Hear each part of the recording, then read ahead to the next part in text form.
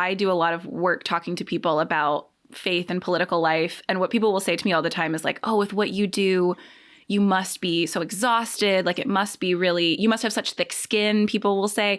And I feel like a lot of times I end up saying something to them like, I feel like actually I'm more hopeful because I keep being surprised by goodness instead of kind of run down with difficulty. And I felt that in this book of you're someone I can imagine people would look at and be like, oh, hardened lawyers and like dealing with contentious issues with your students. And you must just kind of want to shut it all out and not have these conversations. And instead you've written something that I found really hopeful about how we can do this, which I think is a real gift for, again, this year where a lot of people are feeling anxiety about difficult conversations. And one of the first chapters, really the first chapter, is about empathy and learning empathy, cultivating empathy. But before you get into that, you start out that chapter telling a story about you scrolling on social media, something that doesn't necessarily produce empathy. And I think a lot of people listening probably feel that of I have been shaped and formed by the media I consume and the internet to really kind of shield myself from other people who are different from me, who I assume will hurt me or I assume are too different from me. This goes back to that thick skin comment. If you do this a lot, you must have such thick skin. Can you talk a little bit about how we might learn greater empathy? Should we just all delete social media? Is that a good first step? It might be. I mean, for some people, that might be a good and necessary first step. I mean, so the bottom line here, and lots of people are realizing this now, we're not going to beat the algorithms. So the financial incentives and structures of our online engagement are smarter than we are. And if we think otherwise, we're just going to be victims of our own pride. So it is going to take a lot of very deliberate practices and counter liturgies to balance some of these online temptations and urges and nudges. And, different people can handle this differently. I find myself that I'm rarely encouraged or edified by social media. It brings out all of my worst tendencies. So I try to push myself for longer form engagement, or at least a pause or a delay. I mean, the number of times I've come across something and thought, well, I really need to respond to this one now, and then just give it half a day and you realize it's not as important as you thought, or the world goes on, or God doesn't really need you to intervene on this tweet. And so I think this kind of collective discipline will be important. And I this is not directly your question, but it also calls to mind the incredible challenge that pastors have in forming and cultivating people when they get 20 minutes a week. Yeah. And some people in their pews are spending 20 hours online. And so this is kind of an all hands on deck moment where we really need to, in community and in relationship, ask each other some hard questions about where we're spending our time and forming our habits. Yeah. I feel similarly to what you just described. If I can tell how this is malforming me. And I think the common wisdom people will usually have is just like make friends with people who are different from you, and then you'll learn empathy for different circumstances. And there's sometimes evidence in our own lives that that's not always how it ends up working. Like sometimes we end up more frustrated with the people who are different from us. If someone is thinking, my church is really diverse, my neighborhood is really diverse, but I don't feel as empathetic as I wish I felt towards difference in my community, how would you say, or how would you recommend they go about trying to learn that or trying to cultivate that in their own lives? Yeah. I mean, I think this isn't a TED Talk or a half-day seminar solution.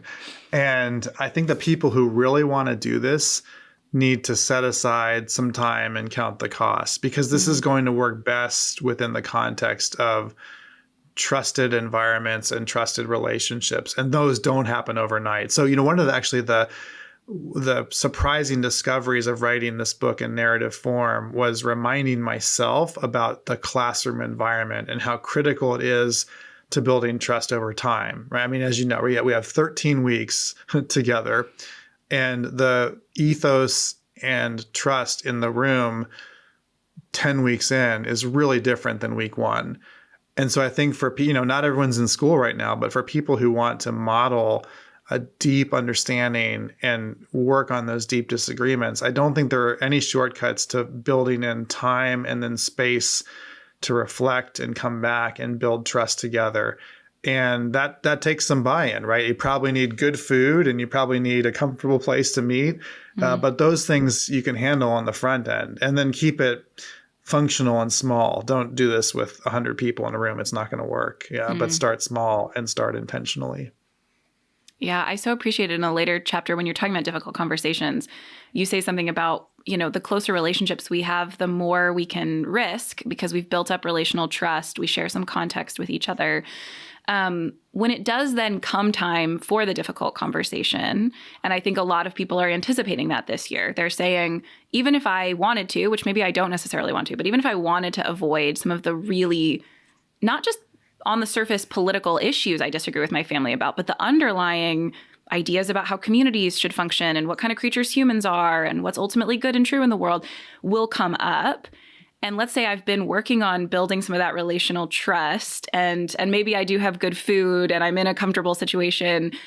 Are there ways that we might consider, best practices we might consider maybe for that conversation going better than our expectations, which I think a lot of us, part of it is we're just bracing ourselves, assuming it will be bad. And maybe we need some help getting a little hope that it will be hard. It might not be impossible or as impossible as we think it is. Right. Well, and I think a lot of people feel right now this almost visceral sense that, especially with family, this is going to be hard. And so practical tip number one is don't start with family. Don't let that be your test run. Work this out in some other relationships, because family is just really hard. They know you well. There's a whole lot of shared wrapped up history. And sometimes that's going to be the hardest to sort through. But if you're ready for the family conversation, then I think you go in with some resources. You go in with a full tank, right? You don't do this conversation when you're tired or you're stressed or you're lonely, and you go in with a capacity for patience and for listening. And then I think with modest goals too. So I think some people right now are feeling like, I don't even recognize, right, Uncle Jim or whoever it is from the person I knew. And if you step back and think, well, one of the reasons you may not recognize that person is they have been formed very differently for like 10 or 15 years. And you're not going to undo that with a conversation. Yeah. So the modest goal of an initial conversation, even about disagreement, is to focus maybe on some issue that's a little closer to common ground, or maybe it's some news source or credible authority in their lives that can push them just a little bit from what they're thinking. Or maybe it's to talk about football in Turkey, right? So you have to kind of use judgment about where you engage. But I think once you recognize that this is a matter of formation, you have to then realize that the counter formation is going to take a lot of time. And, if you're checking in like twice a year on the holidays, you're not going to be the person who's going to drive that counter formation. So you just have to kind of be realistic about the set of relationships that you have now. It doesn't mean shy away from all of it, but it means counting the costs and recognizing some of the significant challenges that might lie ahead.